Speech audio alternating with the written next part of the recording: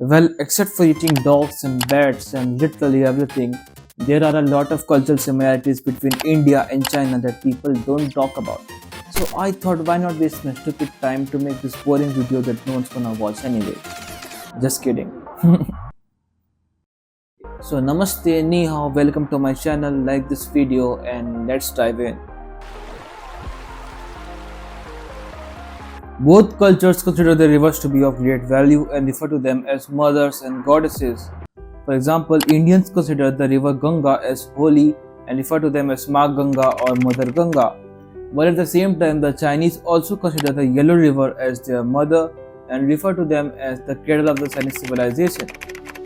Experts say that one of the major reasons for this could be as both the cultures are heavily reliant on agriculture for their food, and agriculture requires water, and guess where all the water is coming from? Rivers.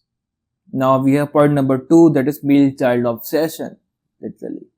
Maybe because of the rigid family system or the patriarchy, there is a desire to continue the family lineage and name, and this leads to greater preference of male child over female child.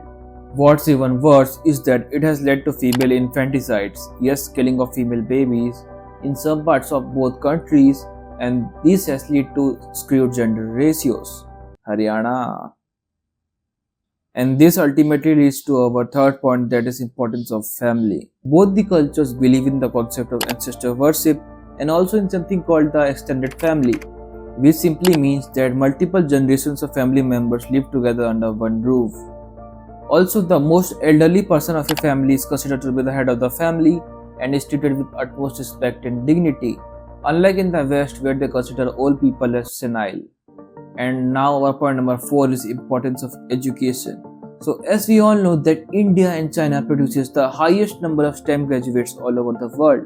And it is because education, especially STEM education, is highly valued in both India as well as in China. And of course, this has led to very high academic pressure for students in both India as well as in China, which has led to high suicide rates among students in both the countries.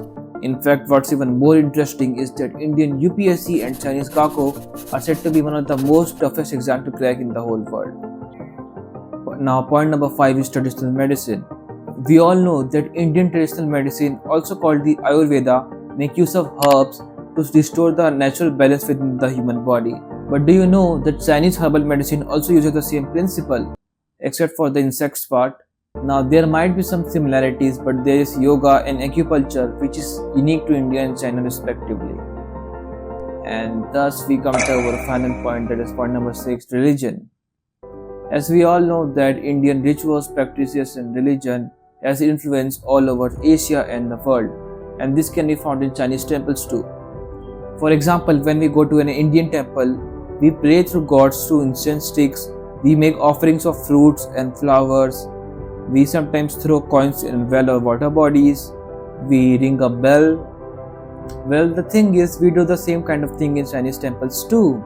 And what you will find fascinating is that there is a culture of having ponds or lakes or baths in some Indian temples, which can be found in Chinese temples too. We all know that both Indians as well as Chinese take great pride in the ancientness of their cultures, 5,000-year-old culture, isn't it? And of course, we have traded in thousands of years, so we ought to have some similarities. Apart from this, the spread of Buddhism and other philosophies from India also might have influenced some cultural facilitation. So this cannot be wrong to say that both India and China are similar.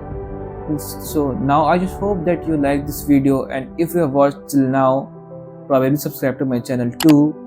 And that's it for today. Peace.